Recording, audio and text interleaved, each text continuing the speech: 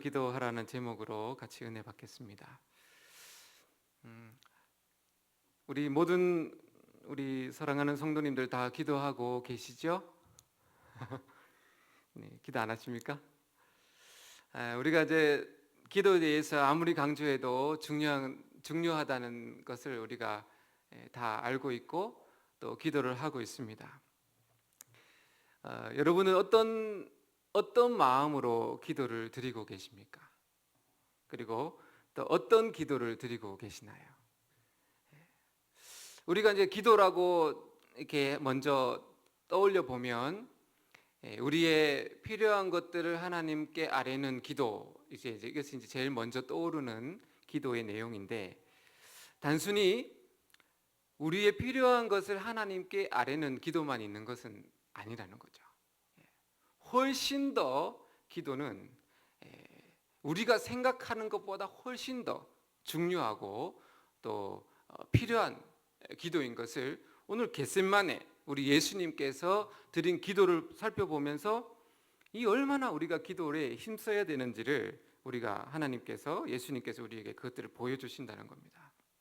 왜 기도해야 되는지, 얼마나 기도가 중요한지를 예수님이 오늘 겟세마네 동산에서 실제적으로 그 기도를 우리에게 소개해 주십니다.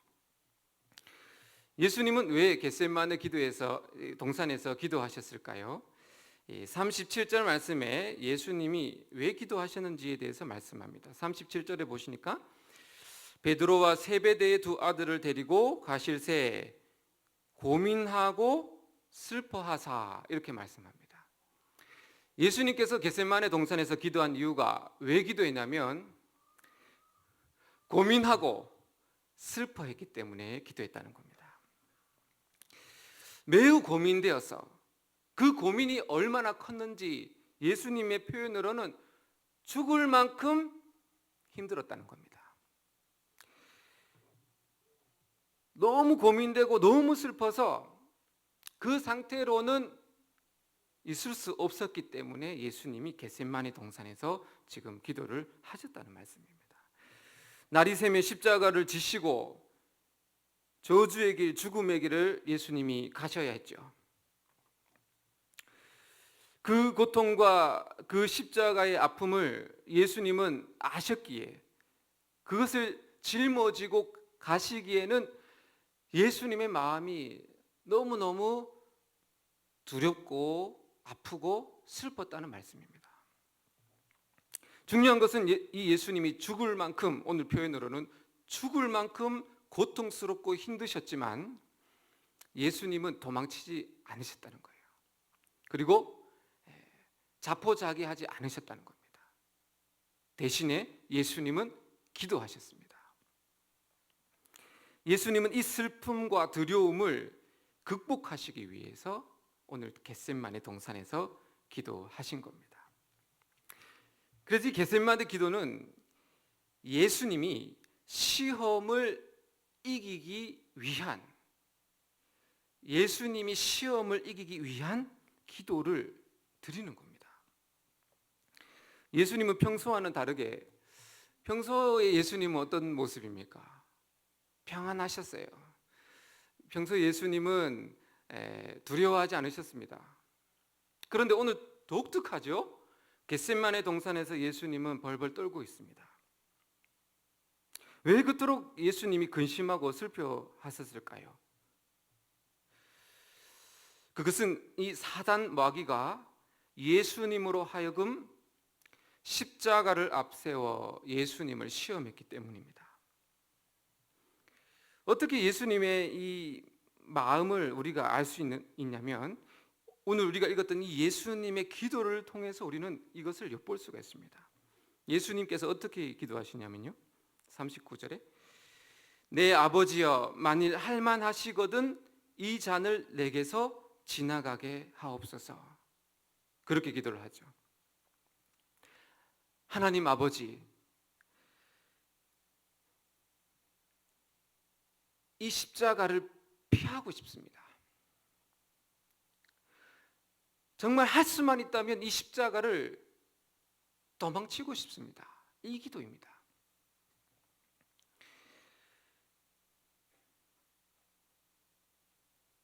그렇게 하나님 앞에 자신의 그 마음을 말씀을 기도를 하는 겁니다. 할 수만 있다면, 가능만 하시면 이 잔을 나에게서 떠나게 해달라고 그렇게 기도를 하시는 겁니다. 그러나 그 예수님의 기도는 거기서 그치지 않고, 그러나 나의 원대로 마옵시고 아버지의 원대로 하옵소서, 이렇게 예수님의 기도가 마치는 거죠. 이것이 이제 예수님의 겟세마네 기도입니다. 그래서 예수님은 제자들에게도 말씀하시죠. 오늘 우리가 41절에 시험에 들지 않게 깨어 기도하라, 이렇게 말씀하시는데, 그것이 무슨 말씀이냐면 예수님 지금 자신이 사단으로 인하여서 시험을 받고 있는데, 그 시험을 이기기 위해서 예수님이 홀로 기도하시면서 제자들에게도 내가 시험에 들지 않기를 기도하듯이 너희도 시험에 들지 않게 깨어 기도하라고 말씀하시는 거라는 겁니다. 그렇기 때문에 오늘 우리가 기도해야 되는 첫 번째 이유는 다른 것이 아니라 뭡니까? 시험에 들지 않기 위함이라는 겁니다. 겟세마네 기도의 예수님의 기도의 이유입니다.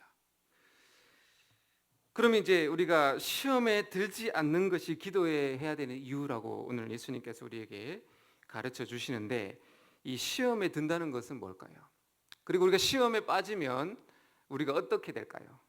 먼저 그것을 우리가 아셔야 되겠죠?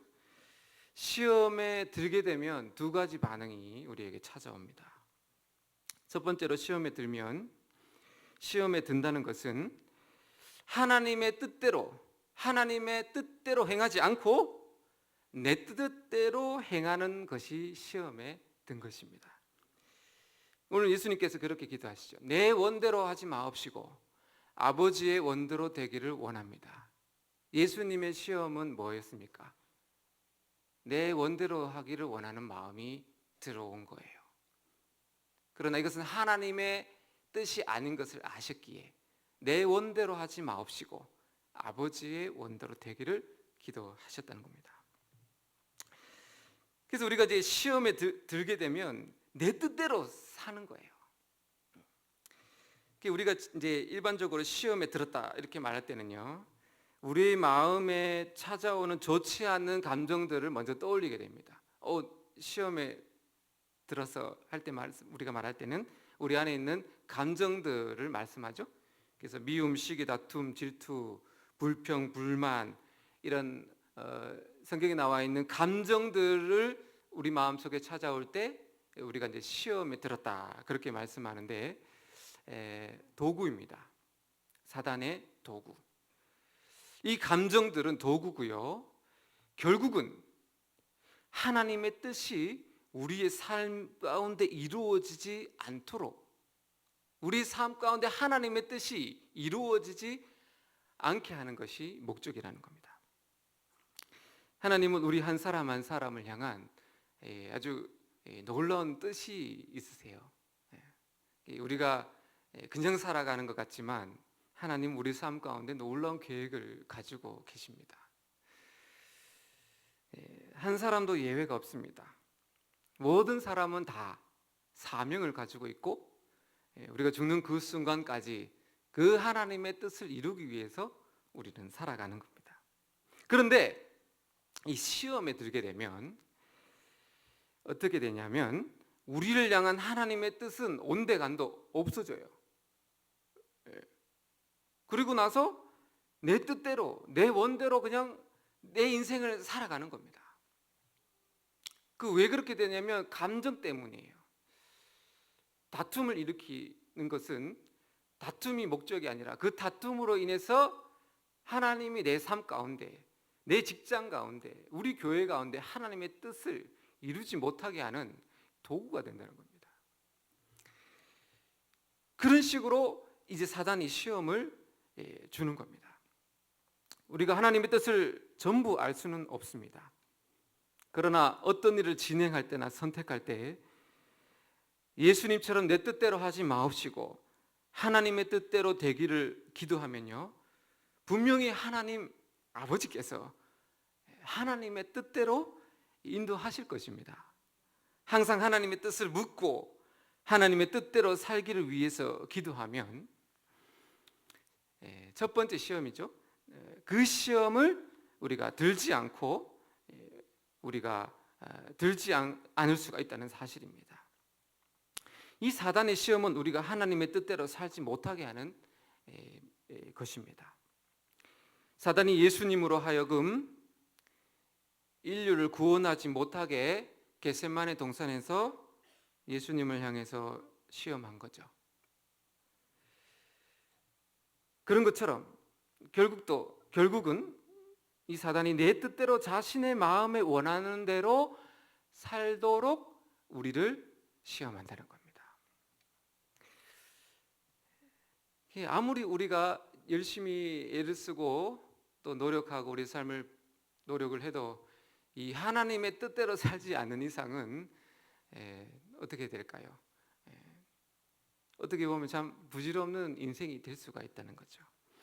그러므로 시험에 들지 않도록 예수님께서 우리에게 어떻게 기도하는 하나님의 뜻이 하늘에서 이룬 것 같이 땅에서도 이루어지기를 기도하라고 말씀하신 겁니다. 기도는 이런 겁니다. 그러니까 우리가 기도를 할 때 우리 마음속에 주시는 수많은 그 원하는 것들이 있습니다. 이것도 됐으면 좋겠고 저것도 되기를 원하고 그 많은 그 우리의 소원들이요 기도해야 되죠. 그러나 먼저 기도해야 될 것은 뭐냐면 내 뜻대로 되지 않기를 원합니다. 하나님의 뜻대로 되기를 원한다고 기도하셔야 됩니다. 만약에 예수님께서 이 마음속에 지금 너무 두렵고 슬프고 죽을 만큼 괴로울 때 예수님 마음속에 드는 생각대로 도망쳐버려요. 피하기를 원했고 그렇게 된다면 어떻게 하나님의 뜻이 기도가 응답이 되었어. 우리는 그렇게 말할 수 있는데 그 기도가 내 마음의 생각으로 기도가 이루어짐으로 인해서 하나님의 뜻이 이루어지지 않을 수도 있다는 말입니다. 그렇기 때문에 우리가 시험에 들지 않도록 하나님의 뜻이 내 삶 가운데 이루어지기를 위해서 내 뜻보다 내 감정보다 내 소원보다 하나님의 뜻을 우리가 더 중요하고 소중하게 그것들을 내 마음의 기도의 제목으로 삼을 때 우리가 사단의 시험에 빠지지 않고 하나님의 뜻을 우리가 온전히 이루어 드릴 수 있다는 말씀입니다. 두 번째는요, 시험에 든다는 것은 예수님을 시선에서 놓치는 겁니다. 시험에 빠진다는 것은 예수님을 시선에서 잃어버리는 거예요. 38절 말씀입니다. 보시면요, 이렇게 말씀합니다. 내 마음이 매우 고민하여 죽게 되었으니 너희는 여기 머물러 나와 함께 깨어 있으라. 예수님께서 제자들에게 말씀하시는데 중요한 단어가 있습니다. 나와 함께 깨어 있으라 그렇게 말씀합니다. 눈여겨볼 단어가 나와 함께입니다. 나와 함께. 무슨 말입니까? 예수님과 함께하면 시험에 빠지지 않는다는 겁니다. 그러나 예수님을 시선에서 놓치는 순간 우리가 원하든 원하지 않든 시험에 빠집니다. 풍랑이는 바다 한가운데 예수님이 물 위를 걸어오실 때 베드로도 물 위를 걸어가죠. 베드로가 예수님을 온전히 바라보고 있을 때는 베드로가 물에 안 빠집니다. 그러나 파도를 볼 때 그가 예수님을 바라보는 그 시선을 돌려 파도를 바라볼 때 베드로는 즉시로 물속에 빠져들었다고 성경은 말합니다. 파도 소리죠. 그 다음에 파도에 대한 두려움입니다.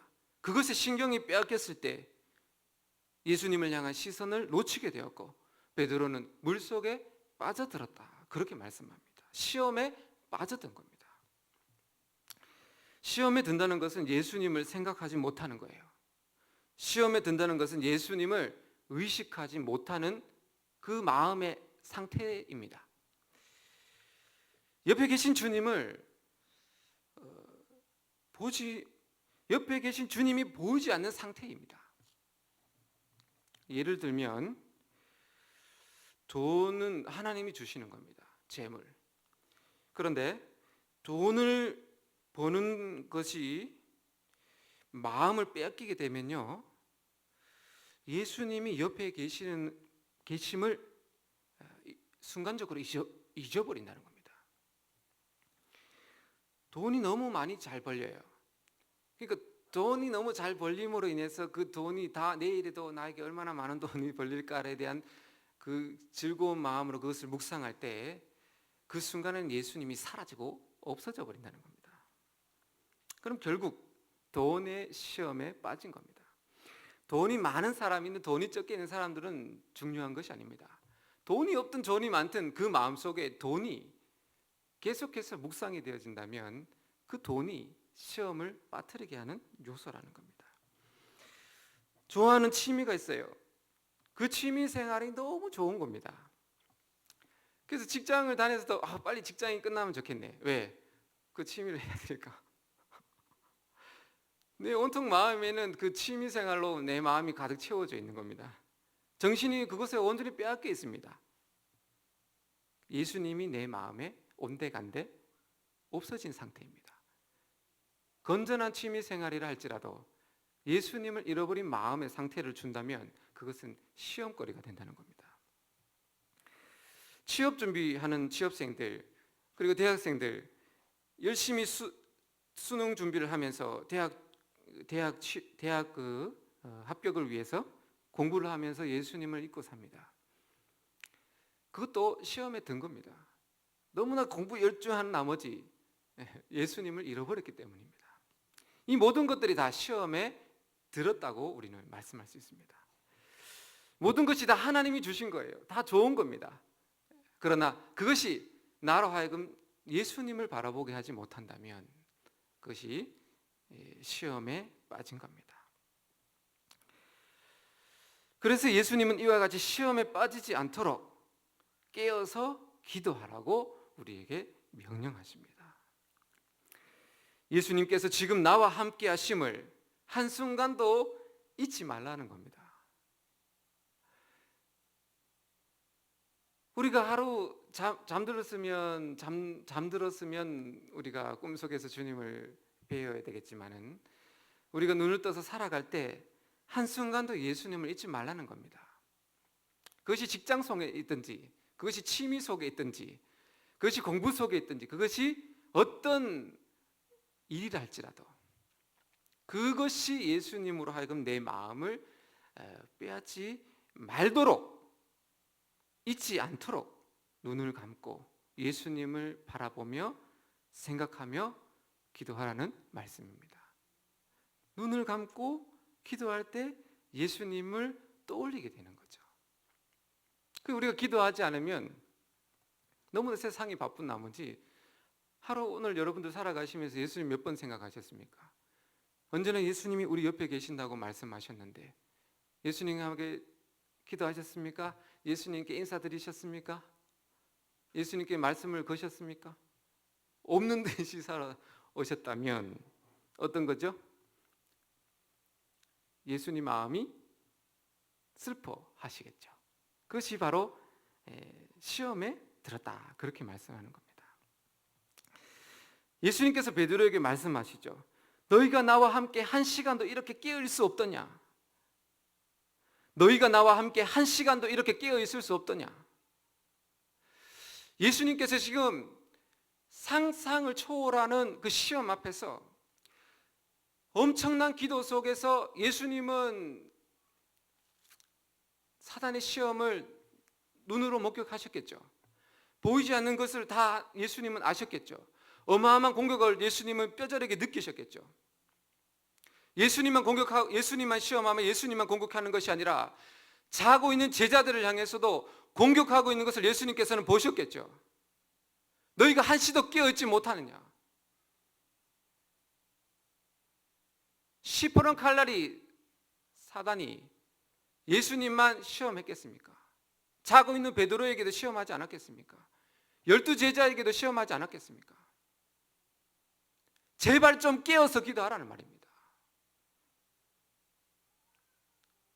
시험에 들지 말라는 말씀입니다. 결국 베드로는 기도하지 못했고 잠들었어요. 그리고 베드로의 다음 이야기가 어떻게 됩니까? 예수님을 3번 모른다고 부인합니다. 예수님은 아셨어요.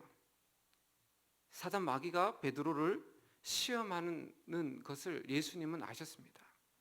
사실 이 모든 일은 사단이 베드로를 넘어뜨리기 위한 계획되어 있는 전략입니다. 그래서 예수님이 이 시험을 벌써 아셨고요. 이렇게 베드로에게 말씀하십니다. 시몬아 시몬아, 보라, 사단이 밀가부르듯이 하려고 너희를 청구하였으나 내가 너희를 위하여 내 믿음이 떨어지지 않기를 기도하였노니 너는 돌이킨 후에 내 형제를 굳게 하라.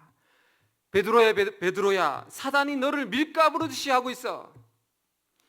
너 자칫하다가는 완전히 그냥 사단의 밥이 돼. 그 말씀이거든요. 베드로는 이것을 흘러들었나 봅니다. 베드로를 향한 하나님의 뜻은 예수님께서 부활 승천하신 후에 베드로의 사명은 어마어마한 사명을 갖고 있었습니다. 베드로는 수제자였고요. 예수님이 부활하시고 성령의 능력을 받아서 이 베드로를 통해서 초대 교회가 든든하게 세워져야 될 반석으로 예수님이 베드로를 세우신 겁니다. 사단이 몰랐겠습니까? 알죠. 사단이 베드로를 시험하지 않았겠습니까? 당연히 시험했겠죠. 그래서 사단은 베드로가 예수님을 부인하게 만들어 그 사명을 감당하지 못하게 하는 시험을 준 겁니다. 깨어서 기도하지 못했기 때문에 베드로는 시험에 넘어졌지만 다행히 예수님이 뭐라고 말합니까? 내가 너를 위하여 내 믿음이 떨어지지 않기를 기도하였노니 너는 돌이킨 후에 내 형제를 굳게 하라. 예수님이 중보기도를 하셨다는 겁니다. 베드로는 기도하지 못했지만 예수님이 중보기도를 하심으로 베드로는 예수님을 저주하며 3번 부인했지만 결국 그는 다시 하나님께 사명을 받아서 끝까지 그의 사명을 하나님의 뜻을 이루는 길을 갔다는 겁니다. 이 사단의 시험은 그거예요. 베드로로 하여금 수제자로 살지 못하게 하는 겁니다. 하나님의 뜻이 베드로의 삶 가운데 이루어지지 못하게 만드는 거예요. 그래서 예수님을 부인하게 만든 겁니다. 예수님과 함께 깨어 기도하지 못한 베드로는 시험을 이기지 못했고 그는 시험에 넘어진 그 다음 날의 이야기가 나옵니다. 오순절 마가의 다락방에 성령을 받은 베드로에게 한 가지 달라진 점이 있었어요. 다른 거는 다 같았습니다. 베드로는 예수님을 이전에도 사랑했고요. 승천하신 후에도 예수님을 사랑했습니다. 예수님 승천하시기 전에도 수제자였고 승천하신 후에도 수제자였습니다. 뭐 달라진 게 없습니다. 근데 딱 한 가지 달라졌는데 그것이 뭐냐면 예수님처럼 기도하기 시작했다는 겁니다. 성경을 가만히 들여다보십시오. 베드로가 성령 받은 후에 베드로는 예수님처럼 습관을 쫓아 기도에 전념했다고 성경에 나와 있습니다. 그죠? 사도행전 넘어오면서 베드로가 하루에 3번 기도하는 기도의 사람으로 바뀌게 됩니다. 아침에 기도하고 점심에 기도하고 저녁에 기도하고 기도에 전념하게 된 겁니다. 기도하기 전에는 베드로는 사랑하는 예수님을 어쩔 수 없이 시험에 빠져 3번 부인할 수밖에 없었던 존재였습니다. 그러나 기도하는 베드로는 어떻게 됐을까요? 사랑하는 예수님을 위해서 사랑하는 예수님 때문에 십자가에 거꾸로 죽을 만큼 그는 완전히 달라진 마지막을 우리에게 보여줍니다. 뭐가 달라진 거죠? 한 가지죠. 기도했다는 겁니다. 예수님이 기도함으로 시험을 이겼듯이 베드로도 기도함으로 사단의 시험을 이겨냈던 겁니다. 사단 마귀는 우리를 여전히 시험합니다. 수많은 시험을 우리가 어떻게 이길 수 있을까요? 가르쳐 주시죠. 시험에 들지 않게 기도하라는 겁니다. 깨어서 기도하는 거, 그게 우리가 시험에 빠지지 않는 방법입니다. 둘째로 예수님의 이 겟세마네 기도는 첫 번째는 시험에 빠지지 않도록 기도하는 거였고 두 번째 예수님의 기도하신 이유는 영적인 전쟁입니다. 예수님께서 오늘 겟세마네 동산에서 기도를 3번을 반복하셔서 기도하시죠. 오늘 분명히 말씀합니다. 한번 기도하시고 돌아오셨다가 한 번 더 기도하시고 돌아오셨다가 마지막으로 또 기도하십니다. 왜 예수님은 이 기도를 반복해서 하셨을까요? 왜 그러냐면 이 겟세마네 기도는요, 사단과의 전면전이었기 때문입니다. 예수님을 통해서 온 인류가 구원을 받느냐, 구원을 받지 못하느냐, 이것이 예수님의 결정에 달려 있는 겁니다. 그날 밤에 사단이 가만히 있었을까요? 가만히 있었을까요? 천만의 만만의 말씀입니다. 눈으로 볼 수 없지만 분명 사단은요, 모든 악한 영을 총동원했을 겁니다. 그렇지 않겠습니까? 지금 마지막이거든요. 모든 자신의 악한 영들을 총동원해서 예수님께 총공세를 퍼부었을 것입니다. 겟세마네 동산의 그 마지막 날 밤은 예수님께서 성탄절, 예수님께서 오셨던 그날 밤 세상은 고요했다고 말씀합니다. 그러나 그때도 하늘나라에서는 어마어마한 전쟁이 벌어졌다. 그죠? 예수님이 이 땅에 오지 못하도록 요한계시록에 말씀하잖아요. 예수님이 이 땅 가운데 오지 못하도록 사단은 얼마나 공격했는지 모릅니다.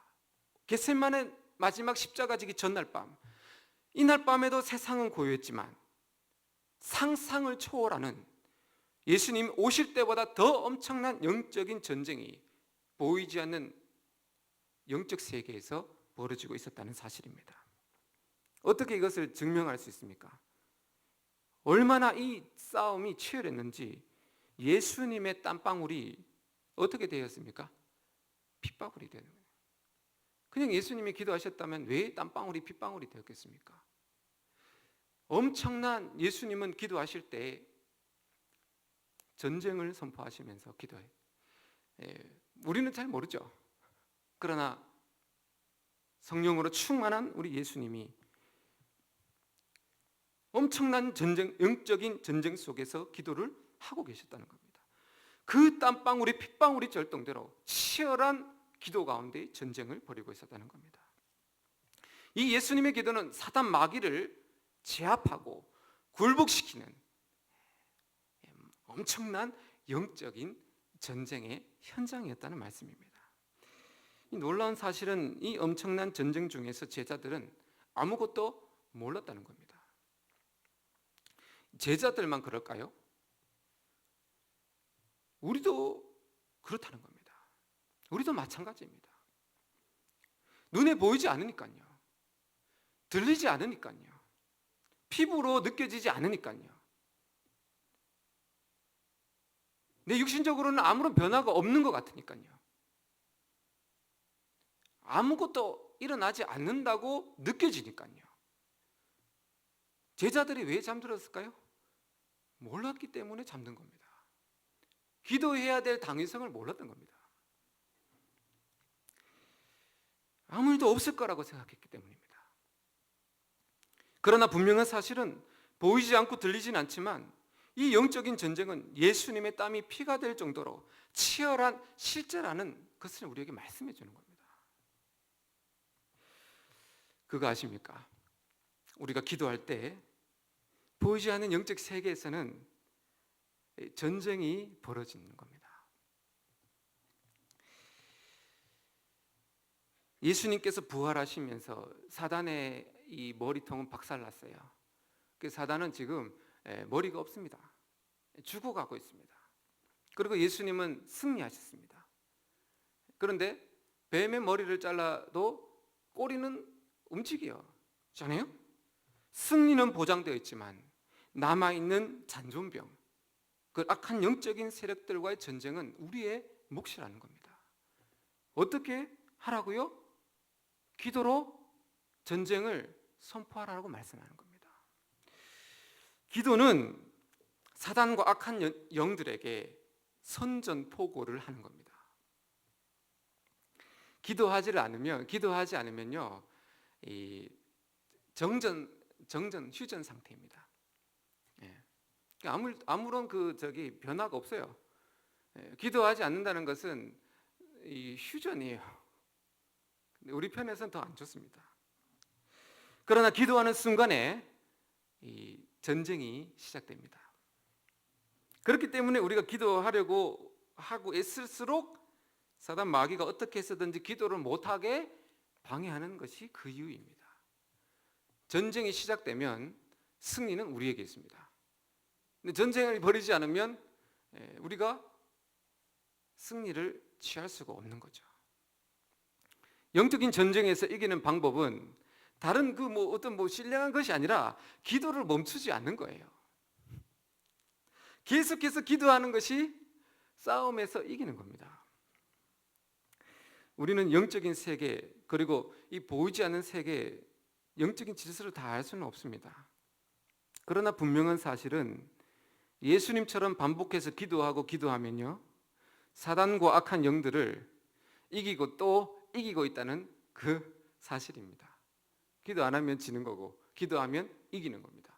얼마나 간단합니까? 여러분, 그 권투의 중요한 그 명언이 있습니다. 그게 뭐냐면 최선의 방어는 뭐죠? 공격이다. 이런 게 이제 권투 선수에게 있어서 그런 유명한 말이 있습니다. 이 최선의 방어는 공격이라는 거죠. 사단 마귀가 우리를 시험하려고 공격해 올 때 우리가 기도하면 사단의 얼굴에다가 우리가 이 카운터를 먹이는 겁니다. 확실하게 들어오시죠? 시험이 왔어요. 시험이 왔는데 시험에 빠지는 것이 아니라 그 시험을 가지고 기도하면 공격하러 우리를 시험에 빠뜨리기 위해서 오는 사단의 얼굴에다가 카운터 아시죠? 들어오는 그 선수에다가 그 주먹을 내밀면 이게 파괴력이 2배로 되는 거예요. 앞으로 내밀고 있을 때 때리면 뒤로 피할 때보다 앞으로 때리면 거의 다운입니다. 이 기도가 시험이 올 때 기도하는 것은 사단의 얼굴에다가 한 방을 그냥 먹여버리는 겁니다. 그럼 어떻게 성경이 뭐라고 되냐면 한 길로 왔다가 7길로 떠나가게 될 것이라고 말씀합니다. 우리가 기도하지 않으면 사단 마귀가 시험을 우리에게 주려고 할 때 편하게 옵니다. 그런데 우리가 기도하면요, 사단이 쭈삣쭈삣하는 거예요. 왜? 카운터 맞을까 봐 쉽게 시험을 주지도 못합니다. 끼어서 기도하면 시험이 안 오지는 않지만 오히려 한 방을 날리기 때문에 사단이요 벌벌 떠는 거예요. 그렇기 때문에 예수님께서 뭐라고 말씀합니까? 깨어서 기도하는 것이 시험을 이기는 거다. 그렇게 말씀합니다. 사랑하는 성도 여러분, 시험은 누구에게나 다 옵니다. 믿음이 약한 사람에게만 시험이 오는 것이 아니라 믿음이 좋은 사람에게도 시험은 오는 거예요. 사단이 예수님께도 시험을 주는 거예요. 예수님이 요단강에서 세례 받으시고 40일 금식하신 후에도 예수님을 3번이나 시험했다고 성경에 나와 있습니다. 오늘 겟세마네 동산에서 예수님이 십자가 달리시기 전날 밤에도 예수님은 무지막지한 시험을 받으셨어요. 하물며 죄 없으신 예수님, 하나님 아버지신 하나님의 아들이신 예수님께서 사단에게 시험을 받으셨다면 우리는 말할 것도 없는 거예요. 우리가 아무리 믿음이 좋아도 우리는 예수님처럼 그렇지 못하잖아요. 어떤 분은 시험을 찬바람에 비유합니다. 그래서 찬바람이 불면 어떤 사람들은 막 추워서 떨죠.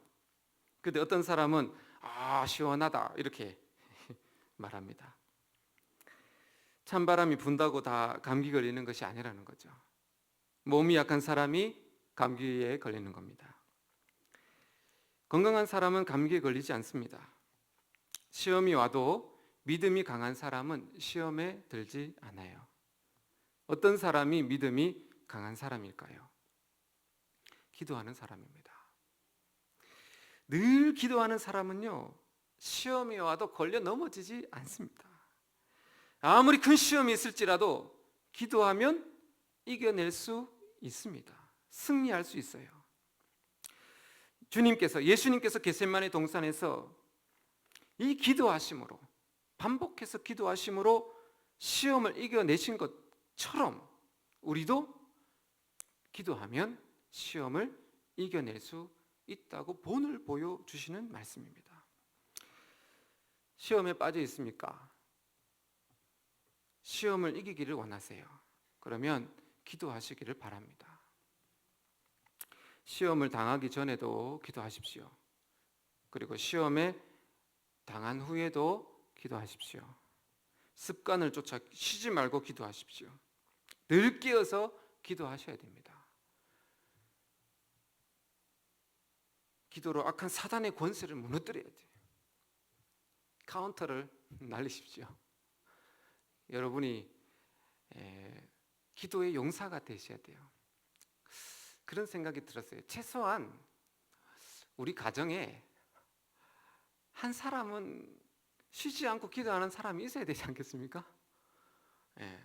갑자기 그 생각이 들었습니다. 물론 다 모든 사람이 쉬지 말고 기도하는 게 제일 좋겠죠.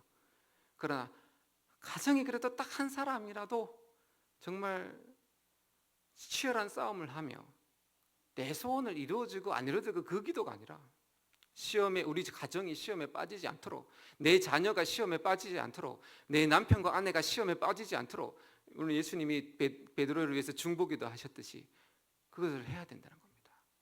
그래서 쉬지 말고 여러분들이 기도하셔서 사단을 완전히 그냥 굴복시키십시오.